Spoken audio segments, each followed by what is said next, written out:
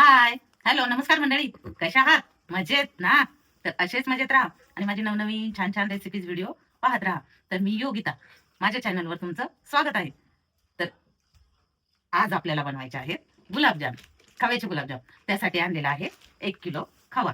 तर या खव्याचे आपल्याला मस्तपैकी मऊसूत आणि टम्म फुगलेले रवाळ गुलाबजाम बनवायचे आहेत. मग त्यासाठी काय काय सामान लागणार आहे ते आपण ह्या व्हिडिओमध्ये पाहणार आहोत.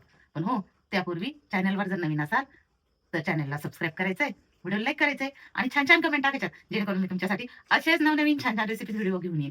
तर मग त्याला करूया आपल्या रेसिपीला सुरुवात. हो, पण तोपर्यंत कुठेही जायचं नाही, कारण 1 मिनिट जरी तुम्ही हुकवला तर त्यातला तुमचा गुलाबजामू बिघडू शकतो. त्यामुळं गुलाबजामूची पूर्ण रेसिपी पाहायची आणि पाहून झाल्यानंतर लाईक, शेअर, कमेंट करायला विसरायचं नाही. तर मग गुलाबजामू बनवण्यासाठी आता आपल्याला काय काय लागणार आहे, चला तर पाहूया. खवा ठेवलेला होता फ्रीजमध्ये, त्यामुळं जास्तच घट्ट झालेला आहे. मग आता याला आपल्याला मळून घ्यावा लागणार आहे. तर मग सुरुवातीला खवा प्लेटमध्ये काढून घ्यायचा. घट्ट झालेला हा फ्रीजमध्ये ठेवलेला खवा आपल्याला हाताची ऊब देऊन अशा पद्धतीने मळून थोडासा लूज करून घ्यायचा आहे. हे पहा, अशा पद्धतीने आपल्याला त्याला मळून घ्यायचा आहे हाताने, म्हणजे तो लूज होईल. आणि मग आपल्याला याच्यामध्ये मैदा ॲड करायचा आहे. तर 1 किलो खवा असल्यामुळं अर्धी वाटी रवा, कारण रव्यामुळं आपला गुलाबजामू अगदी रवाळ होणार आहे. आणि हा रवा आपल्याला भिजून घ्यायचा आहे दुधामध्ये. मग त्यासाठी त्यात टाकायचं आहे थोडंसं दूध. मलाई असलेली मलाई टाकली तरी काही हरकत नाही. आणि हा रवा आपल्याला 2 मिनिटं भिजून द्यायचा आहे. आता दूध आणि मलाई टाकल्यानंतर 2 मिनिटं झालेली आहेत आणि आता आपला हा रवा अशा पद्धतीने चांगला भिजला गेलेला आहे. आता हा रवा आपल्याला पूर्ण 1 वाटी झालेला आहे. 1 किलो मैद्यासाठी अर्धी वाटी रवा आणि अर्धी वाटी दूध घेतले, म्हणजे भिजून ते 1 वाटी झाले. आणि आता हे सगळं याच्यामध्ये आपल्याला मिक्स करून घ्यायचं आहे. आणि 1 किलो मैदा म्हणजेच आपल्या या 3 वाट्या गच्च भरलेल्या आहेत. मग आता या 3 वाट्यासाठी आपल्याला मैदा घ्यायचा आहे 1.5 वाटी. आणि सगळं एकत्र एकजीव होईपर्यंत आपल्याला मिक्स करून घ्यायचं आहे खव्यामध्ये. तर आता 1 वाटी रवा आणि दूध आता सगळं खव्यामध्ये मिक्स करून घेतलंय. आणि आता त्याचबरोबर आपल्याला याच्यात 1 वाटी मैदा लागेल तसा मिक्स करून घ्यायचा आहे. जास्त आपल्याला पीठ पातळही करायचं नाही आणि जास्त घट्टही करायचं नाही. त्यामुळं अगोदर सुरुवातीला 1 वाटी मैदा टाकला, पण तो जरा पातळच वाटलं पीठ, म्हणून मग पुन्हा 1 वाटी मैदा आपल्याला त्यात ऍड करून घ्यायचा आहे. तर वाटीचं प्रमाण घेतलेलं आहे, कारण प्रत्येकाकडे काही वजनाचं प्रमाण नसतंय. त्यामुळं आपल्या घरात वाटी असो किंवा ग्लास असो, फुलपात्र असो, त्याचं आपण प्रमाण तयार करून अशा पद्धतीने अगदी परफेक्ट प्रमाणात आपले गुलाबजाम बनवू शकतो. गुलाबजामच नाही तर आपल्याला कोणताही पदार्थ बनवायचा असेल ना, तर अशा पद्धतीने आपण एखाद्या वस्तूचं प्रमाण तयार करून आपण एखादा पदार्थ अगदी उत्तम प्रकारे बनवू शकतो. तर मग आता हे पीठ आपल्याला चांगलं घट्टसर मळून घ्यायचं आहे. कंप्लीट 2 वाटी मैदा आपल्याला 1 किलो गुलाबजामसाठी लागलेला आहे. म्हणजेच आता आपलं पीठ चांगलं घट्ट मळून घ्यायचं आहे. दोन्ही हाताने सगळं एकजीव एकत्र करून घ्यायचे. तर मग अशा पद्धतीने एवढं सामान टाकून अगदी मऊसूत गोळा तयार करून घ्यायचा आहे आपल्या चपातीच्या उंड्याप्रमाणे. आणि एक 10 मिनिटं आपल्याला हे मळलेलं पीठ भिजून द्यायचं आहे, कारण भिजल्यामुळं पिठाला चिकटपणा येतो आणि गुलाबजाम आपले चिरटले जाणार नाहीत. तर मग जोर लावून अशा पद्धतीने पीठ मळून घेतलेलं आहे.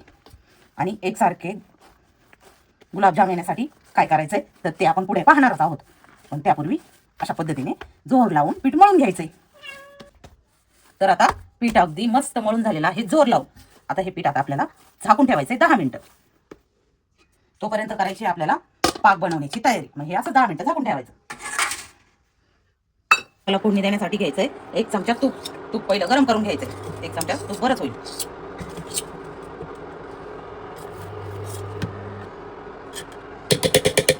1 चमचा तूप घेतलंय पाकाला फोडणी देण्यासाठी. आणि त्यात आता 6 ते 7 विलायची फोडून घेतलेल्या आहेत सोलून. आता हे आपल्याला या तुपाच्या फोडणीमध्ये अखंड टाकून द्यायचे आहे, किंवा वाटून टाकल्या तरी चालतं. पण मी अखंडच टाकून देणार आहे, कारण अखंड विलायची दाताखाली आली की खायला चांगली लागते. आणि याची साल्टे मी याच्यामध्ये फोडणीमध्ये टाकत आहे, त्यामुळे आपले गुलाबजामू टेस्ट वेगळीच लागणार आहे. आणि जायफळचा थोडासा तुकडा आपल्याला किसून टाकायचा आहे याच्यामध्ये फोडणीमध्ये. तर आता थोडंसं जायफळ आपल्याला किसून टाकायचंय किसणीने फोडणीमध्ये. अगदी घमघमाट सुटेल अशी आपली फोडणी या पाकाची होणार आहे. तर हे पहा, थोडासा तुकडा किसून टाकलाय पाकाचा. आणि आता ज्या वाटीने आपण खवा मोजलाय त्याच वाटीने आपल्याला पाक बनवण्यासाठी पाणी टाकायचं. तर खवा भरला होता आपला 3 वाटी. मग पाणी टाकायचं आहे आपल्याला 3 वाटी. तर आता 3 वाटी टाकले पाणी आणि आता मोजून 3 वाटी आपल्याला टाकायची आहे साखर. सगळे पदार्थ प्रमाणशीर जर टाकले ना तर गुलाबजामुनची रेसिपी अजिबात फसणार नाही आणि अगदी मऊ लुसलुशीत रवाळ तोंडात टाकताच विरघळणारे असे गुलाबजाम आपले तयार होणार आहेत. तर मग आता 3 वाटी आपल्याला ह्याच्यात टाकायची आहे साखर आणि आता हा पाक आपल्याला सारखा हलवत शिजवून घ्यायचा आहे. आता गॅसची फ्लेम मात्र फुल करायची आहे.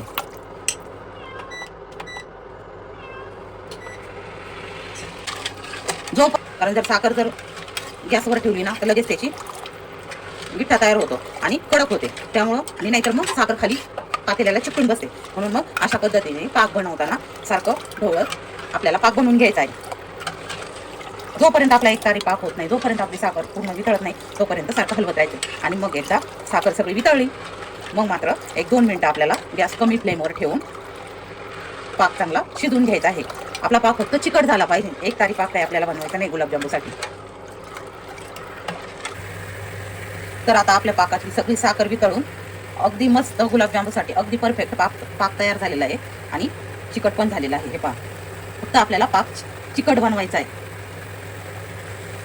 आणि आता चांगली उकळी पण आलेली आहे. 2 मिनिटं आपल्याला हा पाक उकळून घ्यायचा आहे आणि गॅस बंद करून टाकायचा. आणि आता आपल्याला घ्यायचे आहे गुलाबजामुनचे गोळे तयार करून. तर आता एकसारखे गोळे करण्यासाठी काय करायचंय ते आता तुम्ही पाहू शकता. आणि आता पाकालाही चांगली उकळी आलेली आहे. त्यामुळे आता आपला पाक अगदी परफेक्ट तयार झालेला आहे.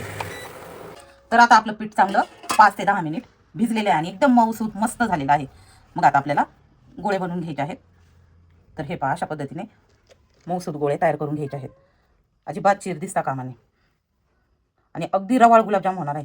तर एवढ्या मापाचा पेढा धरलेला आहे आणि अशा पद्धतीने एवढ्या मापाचे गुलाबजाम आपण तयार करणार आहोत. मग काय होतं, हाताने अंदाज एकसारखा होत नाही. एखादा गुलाबजाम लहान होतो किंवा एखादा गुलाबजाम मोठा होतो. मग त्यामुळे काय करायचंय, अगोदर आता हाताने तर असे बनवलेत, मग काय होतं या 2 पेढ्यामध्ये सुद्धा फरक वाटतोय. मग आता चमच्याच्या मदतीने बरोबर एवढ्या मापाचा गोळा घ्यायचा आहे आणि अशा पद्धतीने मस्तपैकी मळून घ्यायचा आहे आणि गोल करून घ्यायचा आहे. तर हे पहा तसंच प्रत्येक उंडा करायचा आहे. आणि असं न जमल्यास अजून एक पद्धतीने आपण या गुलाबजामुनचे एकसारखे उंडे तयार करू शकतो.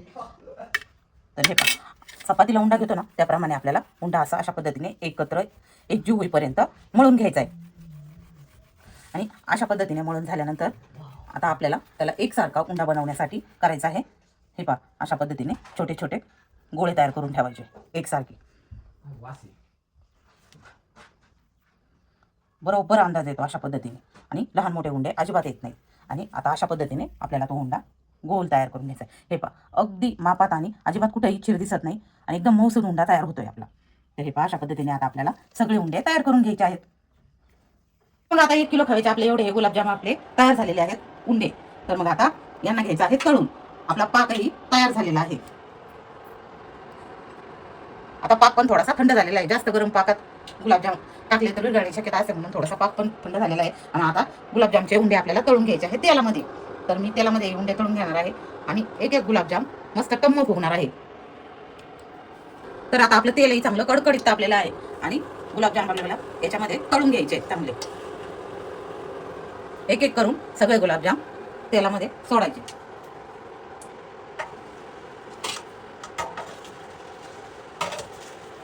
आणि गुलाबजाम तळत असताना सारखे हलवून घ्यायचे आहेत. तर आता तेल पण चांगलं तापलं आणि आपले गुलाबजाम पण मस्तपैकी लालसर रंग येईपर्यंत रसरशीत तळले गेलेले आहेत.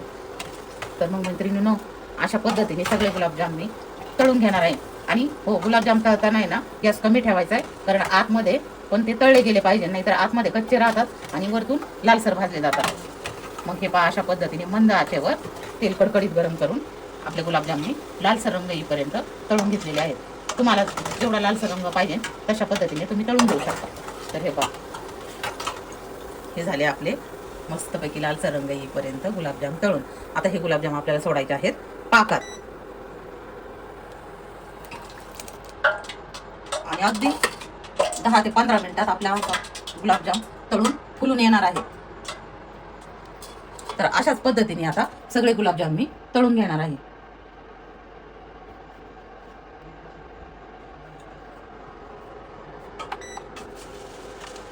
आणि गुलाबजाम तळत असताना अशा पद्धतीने जास्त गुलाबजामला टच न करता हलक्या हाताने हलवत राहायचं आहे.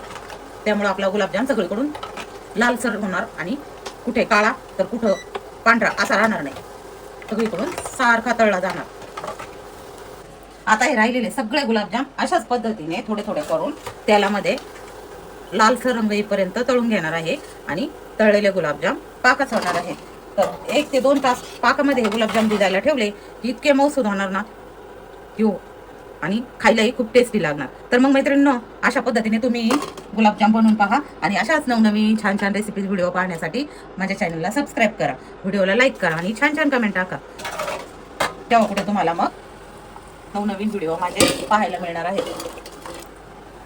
आणि हो, माझे व्हिडिओ आतापर्यंत जर सबस्क्राईब केलेले नसतील तर नवनवीन व्हिडिओ पाहण्यासाठी चॅनलला सबस्क्राईब करून घ्या आणि छान छान कमेंट टाका, जेणेकरून मी तुमच्यासाठी असेच नवनवीन छान छान पदार्थ घेऊन येईन. आणि हो, तुम्ही बनवलेले गुलाबजाम मऊ लुसलुशीत झाले की नाही हे मला कमेंटमध्ये सांगायला विसरायचं नाही. त्याचबरोबर माझे व्हिडिओ तुम्ही कुठून बघताय, कोणत्या गावातून बघताय, कुठल्या जिल्ह्यातून बघताय, कुठल्या तालुक्यातून बघताय हे मला कमेंटमध्ये सांगायला अजिबात विसरायचं नाही. तर मग सगळे गुलाबजाम मी अशा पद्धतीने तळणार आहे.